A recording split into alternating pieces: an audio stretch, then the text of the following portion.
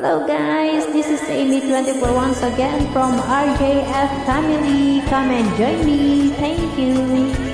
Oh yes! Ayos ah! Good afternoon, ma'am. Wala ka bang napapansin sa iyong mga kapaligiran?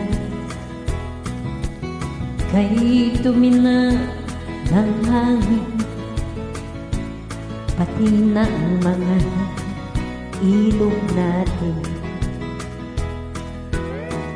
Hindi na masama ang pag-unlad, At malayo-layo na rin ang ating narating.